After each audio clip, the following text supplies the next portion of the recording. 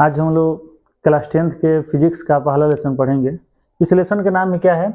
प्रकाश का परावर्तन। तो प्रकाश का परावर्तन है, तो सबसे पहले हम लोग जानेंगे कि आखिर प्रकाश है क्या। प्रकाश के बारे में जानना जरूरी है क्योंकि लेसन का नाम है प्रकाश का परावर्तन। तो प्रकाश देखिए, प्रकाश ऊर्जा का एक रूप है। ऊर्जा कई रूपों में पाया जाता है। ऊर्जा विद्युत धारा के रूप में भी रहता है, ऊर्जा प्रकाश के रूप में भी रहता है, रसायन के रूप में भी रहता है। यानी कि ऊर्जा कई रूपों में पाया जाता है। तो लेकिन ये जो प्रकाश है ना, ये भी ऊर्जा का ही एक रूप है, लेकिन ये ऊर्जा का ऐसा रूप है ना जिसकी सहायता से हम किसी वस्तु को देख पाते हैं। तो प्रकाश को हम लोग परिभाषित इस प्रकार भी कर सकते हैं कि प्रकाश ऊर्जा का वह रूप है जिसकी सहायता से हम किसी वस्तु को देख पाते हैं। प्रकाश क्या है? प्रकाश ऊर्जा का वह रूप है जिसकी सहायता से हम किसी वस्तु को देख पाते हैं। यानी कि प्रकाश ऊर्जा का एक रूप है, ऐसा रूप है जिसकी सहायता से हम किसी वस्तु को देख पाएंगे। समझ रहे ना? तो प्रकाश ऊर्जा का एक रूप है। हम लोग इसमें प्रकाश के बारे में समझ लिए, प्रकाश का परावर्तन समझेंगे कि आखिर प्रकाश का परावर्तन होता क्या है। तो देखिए, प्रकाश का परावर्तन क्या है। मान लेते हैं ये कोई सतह हो गया, समझ ना, ये कोई सतह, इधर हम रंग दे रहे हैं, दर्पण समझ लीजिए, या कोई भी सतह समझ लीजिए, कोई जरूरी नहीं कि दर्पण ही हो। प्रकाश इधर से आया, प्रकाश की किरण आया, इस सतह से टकराया, और टकरा के ना फिर इसी माध्यम में क्या हो जाएगा? लौट आएगा। मतलब जाएगा, किसी सतह से टकराएगा और लौट कर आ जाएगा। तो सिर्फ इसी घटना को हम लोग क्या कहते हैं? प्रकाश का परावर्तन कहते हैं। प्रकाश किसी से आएगा, देखिए प्रकाश आ रहा है और कोई सतह है, ये कोई क्या है? सतह है। इस सतह से टकरा रहा है और टकरा के फिर वापस लौट जा रहा है। तो प्रकाश को किसी सतह से टकरा कर वापस लौटने की घटना को प्रकाश का परावर्तन कहते हैं। प्रकाश का परावर्तन मतलब क्या है? प्रकाश आएगा, किसी सतह से टकराएगा, वापस लौट जाएगा, इसी घटना को प्रकाश का परावर्तन कहेंगे। समझ रहे हैं? प्रकाश आएगा और किसी सतह से टकराएगा और टकरा के वापस लौट जाएगा, यही तो प्रकाश का परावर्तन कहलाएगा। समझ रहे हैं? यानी कि प्रकाश को किसी सतह से टकरा कर वापस लौटने की घटना को क्या कहेंगे? प्रकाश का परावर्तन कहते हैं। परावर्तन मतलब टकरा कर वापस लौट जाना। समझ रहे हैं आप लोगों को?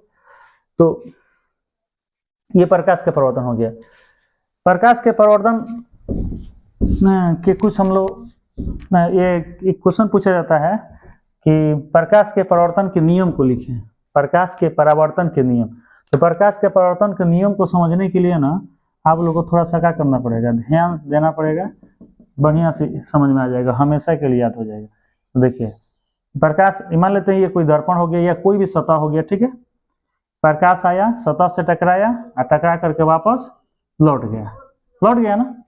तो लौटने के देखिए, ये जो किरण आ रहा है ना, इस किरण को हम लोग कहते हैं आपतित किरण। कौन सा किरण कहेंगे? आपतित किरण। अच्छा, ये जो किरण लौट रहा है ना, वापस लौट रहा है, इसको कहते हैं परावर्तित किरण। परावर्तित किरण वापस जो लौट जा रहा है उसको क्या कहेंगे? परावर्तित किरण। ये जिस बिंदु पर, मतलब ये कोई सतह है, इसके जिस बिंदु पर आपतित किरण आ रहा है, आ रही, उस किरण को, उस बिंदु को हम लोग क्या कहेंगे? क्या कहेंगे? आपतन बिंदु। क्या कहेंगे?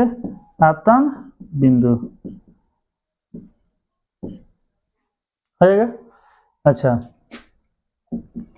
ये इस पर ना आपतन बिंदु पर एक हम लोग लंब डाल देते हैं। ये लंब माना जाता है यहाँ पे। ये काल्पनिक रेखाएं वास्तव में नहीं होती, ये वास्तव में होती है। ये काल्पनिक रेखाएं, इसको हम लोग क्या मानते हैं? लंब मानते हैं, ठीक है। इसको हम लोग कहते हैं अभिलंब। क्या कहेंगे? अभिलंब। समझिए पहले, देखिए ये आपतित किरण है, ये अभिलंब है, इसके बीच में कोण बन रहा है। देखिए तो कोण बन रहा है ना, इस कोण को हम लोग कहते हैं आपतन कोण। क्या कहते हैं? आपतन कोण। क्या कहेंगे? बोलिए। आपतन कोण। इसको आई से सूचित किया जाता है। ये किसके बीच में है? आपतित किरण और अभिलंब। आपतित किरण और ये क्या है? अभिलंब। इसके बीच में जो कोण बन रहा है उसको कौन सा कोण कहेंगे? आपतन कोण। आई देखिए, ये है परावर्तित किरण, ये क्या है? अभिलंब है। तो परावर्तित किरण और अभिलंब के बीच में जो कोण बनेगा उसको हम लोग क्या कहते हैं? परावर्तन कोण। कौन सा कोण कहते हैं? परावर्तन कोण। इसको सूचित करते हैं हम लोग आर से, स्मॉल आर से। किसे सूचित करते हैं? आर से सूचित किया जाता है, ठीक है। तो देखिए, प्रकाश के ये समझ गए आप लोग। आपतन कोण किसको बोलेंगे? आपतित किरण। और ये क्या है? बोलिए तो। अभिलंब है। आपतित किरण और अभिलंब, के बीच में जो कोण होगा उसको हम लोग क्या कहेंगे? आपतन कोण। परावर्तित किरण, ये क्या है बोलिए? अभिलंब। इसके बीच में जो कोण होगा उसको क्या कहेंगे? परावर्तन कोण। क्या कहेंगे? परावर्तन कोण। आपतित किरण अविलंब के बीच के कोण को आपतन कोण, परावर्तित किरण और अविलंब के बीच के कोण को परावर्तन कोण कहते हैं। समझ आप लोग आपतन परिवर्तन। अब देखिए प्रकाश के परिवर्तन के नियम क्या है। नियम ये है ना, तो पहला नियम कहता है, पहला नियम ये है ना कि देखिए ये आपतित किरण है, ये परावर्तित किरण है, ये आपतन बिंदु है ना, आपको पता है ये कौन से बिंदु है? आपतन बिंदु है। आपतित किरण, परावर्तित किरण, ये आपतन बिंदु पर ये क्या डाला गया है? अविलंब डाला गया है ना। देखिए तो आपतित किरण, परावर्तित किरण और आपतन बिंदु पर डाला गया अविलंब, तीनों एक ही तल में। देखिए तो एक ही तल में है ना, क्या अलग अलग तल में है? देखिएगा कि आपतित अलग, परावर्तित अलग, आपतन अविलंब अलग, ऐसा नहीं ना है, ऐसा नहीं है। ये क्या है? ये आपतित किरण भी उसी तल में है, परावर्तित किरण भी इसी तल में है और अविलंब भी इसी तल में है। तो ये एक नियम बन गया। क्या नियम बन गया? कि आपतित किरण, परावर्तित किरण और आपतन बिंदु पर डाला गया अविलंब, तीनों एक ही तल में होते हैं। ये पहला नियम है। कौन कौन सा पहला नियम क्या है? आपतित किरण, और ये कौन सी किरण है? परावर्तित किरण और आपतन बिंदु पर, आपतन बिंदु है ना ये डाला गया क्या है? वो अविलंब, तीनों एक ही समतल में होते हैं, तीनों एक ही समतल में होते हैं। ये पहला नियम है। अब पता है दूसरा नियम क्या है? दूसरा नियम ये है ना कि आप ये वाला कोण, ये वाला कोण, मतलब आपतन कोण और परावर्तन कोण ये आपस में बराबर होते हैं। मतलब आपतन कोण परावर्तन कोण की क्या होता है? बराबर होता है। यानी कि आपतन कोण जितना डिग्री का होगा, परावर्तन कोण भी उतने डिग्री का होगा। ये प्रकाश के परावर्तन का दूसरा नियम कहता है। यानी कि आगे ये अगर 30 डिग्री का है तो ये भी 30 डिग्री का, ये 50 डिग्री का तो ये भी 50 डिग्री का। यानी कि आपतन कोण, परावर्तन कोण आपस में बराबर होते हैं। यानी कि आपतन कोण परावर्तन कोण के बराबर होता है। ये कौन सा नियम कहता है? प्रकाश का दूसरा नियम, प्रकाश के परावर्तन का दूसरा नियम। फिर से सुन लीजिए। पहला नियम क्या है? आपतित किरण, परावर्तित किरण और आपतन बिंदु पर डाला गया अभिलंब, तीनों एक ही तल में होते हैं। अच्छा, दूसरा नियम क्या है? आपतन कोण परावर्तन कोण के बराबर होता है। आपतन कोण परावर्तन कोण के बराबर होता है। यानी कि आपतन कोण परावर्तन कोण आपस में बराबर होते हैं। ये प्रकाश का परावर्तन का दूसरा नियम है। ये दोनों नियम एग्जाम नियम पूछा जाता है एग्जाम में, थोड़ा सा इंपोर्टेंट है, आप लोग थोड़ा सा ध्यान दीजिए, देख लीजिएगा बढ़िया से। समझ में आ गया इतना? इतना समझ गए? उसके बाद से देखिए, उसके बाद से हम लोग पढ़ेंगे, ये मिटा दें। देखिए आप लोग इसको उतार सकते हैं, वीडियो को रोक करके पुश करके इसको उतार सकते हैं। नियम आप लोग अपने से लिख लीजिएगा, ठीक है? हम समझा दिए हैं, उसको वीडियो को रोक कर सुन करके लिख भी सकते हैं, ठीक है? ध्यान दीजिए। उसके बाद हम लोग प्रकाश का परावर्तन कितने प्रकार के होते हैं? प्रकाश का परावर्तन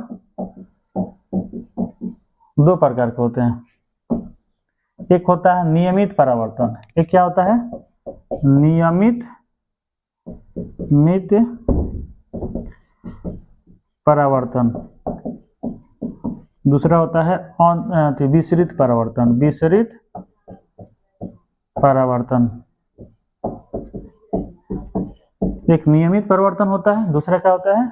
विसरित परिवर्तन होता है। नियमित परिवर्तन क्या होता है? नियमित परिवर्तन बोलते हैं ना, तो देखिए ध्यान समझिएगा, नियमित परिवर्तन समझ में आएगा। देखिए ये किरण मान लेते हैं, किरण आ रही है, ठीक है? इस समांतर किरण आई और लौटी भी ना, तो देखिए एक समांतर लौटी, समांतर आ रही है और समांतर क्या हो रही है? लौट रही है। इसमें देखिएगा ये किरण देखिए समांतर आ रही है और किसी प्रकार क्या हो रही है? लौट रही है। यानी कि आने के लिए समांतर आई है एक दूसरे के, लेकिन समांतर नहीं लौटी है। तो ये जो किरण है ना, ये किरण विसरित परिवर्तन है। ये जो है ना किरण समांतर आई है, समांतर ही लौटी है, ये नियमित परिवर्तन है। इस प्रकार के परिवर्तन को हम लोग नियमित परिवर्तन कहेंगे, इस प्रकार के परिवर्तन को हम लोग क्या कहेंगे? विसरित परिवर्तन। समझ ना? यानी कि ये इस तरह का परिवर्तन चिकनी सतह से होता है, जो सतह काफी चिकना है, जैसे दर्पण हो गया, उसमें इस तरह का परिवर्तन होता है। तो चिकनी सतह से होने वाले परिवर्तन को नियमित परिवर्तन कहते हैं। खुरदरी मतलब ये खुरदरी मतलब चिकनी सतह ना हो खुरदरी हो, तो खुरदरी सतह देख रहे हैं ना, खुरदरी है कि नहीं, खुरदरी सतह से होने वाला परिवर्तन को विसरित परिवर्तन कहते हैं। ठीक है, तो ये नियमित परिवर्तन समझ में आ गया आप लोग को कि चिकनी सतह से होने वाले परिवर्तन को नियमित परिवर्तन, खुरदरी सतह से होने वाले खुरदरी सतह से होने वाले परिवर्तन को क्या कहते हैं, विसरित परिवर्तन कहते हैं। तो ये नियमित परिवर्तन, विसरित परिवर्तन हो गया। चलिए हम लोग दर्पण के बारे में समझेंगे। ठीक है, अच्छा दर्पण क्या होता है, इसके बाद हम लोग पढ़ेंगे दर्पण के बारे में। ठीक है, दर्पण यानी कि मिरर। देखिए इस 10 क्लास में हम लोग को 2 प्रकार के दर्पण के बारे में पढ़ना है। एक होता है प्लेन मिरर यानी कि समतल दर्पण, समतल दर्पण के बारे में पढ़ना है। समतल दर्पण की इंग्लिश हो जाता है प्लेन मिरर। क्या हो जाता है, प्लेन मिरर। और दूसरा होता है आपका स्फेरिकल मिरर यानी कि गोलीय दर्पण। क्या होता है दूसरा, गोलीय दर्पण। इन 2 प्रकार के दर्पण के बारे में पढ़ना है। इसका इंग्लिश हो जाएगा स्फेरिकल मिरर। अब देखिए ये है क्या समतल दर्पण। समतल दर्पण का जो देखिए ये इस तरफ रंग दिया गया है। हम लोग देखिए हम लोग डेली क्या करते हैं, जो सिर झाड़ते हैं ना, तो जिस शीशा का इस्तेमाल करते हैं, जिसको हम लोग शीशा बोलते हैं गांव में, दर्पण, उसको दर्पण कहा जाता है। जानिए इस दर्पण का हम लोग इस्तेमाल करते हैं अपने चेहरा देखने के लिए, सिर झाड़ने के लिए। वही दर्पण आपका कौन सा दर्पण है, समतल दर्पण। हम लोग सामान्यतः घर में समतल दर्पण इस्तेमाल करते हैं। किसी किसी के यहाँ अवतल दर्पण हो सकता है, लेकिन समतल दर्पण इस्तेमाल करते हैं। तो जो ये उसका देखिएगा, उसका ये जो परावर्तक सतह है, परावर्तक सतह मतलब देखिए जिधर से चेहरा दिखाई दे रहा है, जैसे मान लो हम लोग इधर से देख रहे हैं, तो ये इधर दिखाई दे रहा है, तो ये कौन सा सतह हुआ, परावर्तक सतह। ये वाला भाग रंगा हुआ रहता है, पीछे वाला भाग क्या रहता है, रंगा हुआ रहता है। और ये हो गया इसका परावर्तक सतह, इधर चेहरा दिखाई देगा, समझ ना। तो ये इधर वाला रंगा हुआ है, ये वाला भाग परावर्तक सतह है। तो जिस दर्पण का परावर्तक सतह समतल होता है उसे समतल दर्पण कहते हैं। जिस दर्पण का परावर्तक सतह समतल होता है उसे क्या कहते हैं, समतल दर्पण कहते हैं। देखिए इसके बारे में जानने के लिए इसके प्रकार देख लेते हैं। ये 2 प्रकार का होता है, एक होता है अवतल दर्पण, अवतल दर्पण, दूसरा होता है आपका उत्तल दर्पण। कौन सा दर्पण, उत्तल दर्पण। अवतल दर्पण का इंग्लिश हो जाएगा कनकेव मिरर, कनकेव मिरर। ये हो जाएगा कन्वेक्स मिरर, कन्वेक्स मिरर। अब देखिए ये क्या होता है, अवतल दर्पण क्या होता है, इसके बारे में जानने के लिए ये सबको मिटाते हैं। ठीक है, ये देख लिया ना आप लोग, अवतल दर्पण के बारे में आप समझा रहे हैं। ठीक है, गोलीय दर्पण 2 प्रकार के, एक अवतल दर्पण, दूसरा क्या हो जाएगा उत्तल दर्पण। अवतल दर्पण देखिए क्या है, अवतल दर्पण देखिए इसका परावर्तक सतह क्या है, ये परावर्तक सतह, इधर से हम लोग देखेंगे ये परावर्तक सतह है। इसका परावर्तक सतह देखिए उधर कलई किया हुआ है, रंगा हुआ है, इधर से हम लोग देखेंगे। ठीक है, तो जिस दर्पण देखिए ये ना, इसका परावर्तक सतह अंदर की ओर धंसा हुआ है, इसका परावर्तक सतह बाहर की ओर उभरा हुआ है। तो जिस दर्पण का परावर्तक सतह, परावर्तक सतह, कौन सतह, परावर्तक सतह, जिस दर्पण का परावर्तक सतह अंदर की ओर धंसा होता है उसे हम लोग क्या कहते हैं, अवतल दर्पण। जिस दर्पण का परावर्तक सतह बाहर की ओर उभरा होता है उसे हम क्या कहते हैं, उत्तल दर्पण कहते हैं। जिस दर्पण का परावर्तक सतह अंदर की ओर धंसा होता है उसे अवतल दर्पण, जिस दर्पण का परावर्तक सतह बाहर की ओर उभरा होता है उसे क्या कहते हैं, उत्तल दर्पण कहते हैं। समझा ना। तो ये अवतल दर्पण हो गया, ये उत्तल दर्पण हो गया। ठीक है, इसका कुछ हम लोग उपयोग पढ़ेंगे, अवतल दर्पण का उपयोग, और उत्तल दर्पण का भी हम लोग क्या करेंगे, उपयोग पढ़ेंगे। ठीक है, तो इस सब का उपयोग हम लोग कल के क्लास में पढ़ेंगे। चलिए आज के लिए इतना ही, बाकी कल के क्लास में होगा, पढ़ाई होगी। ठीक है।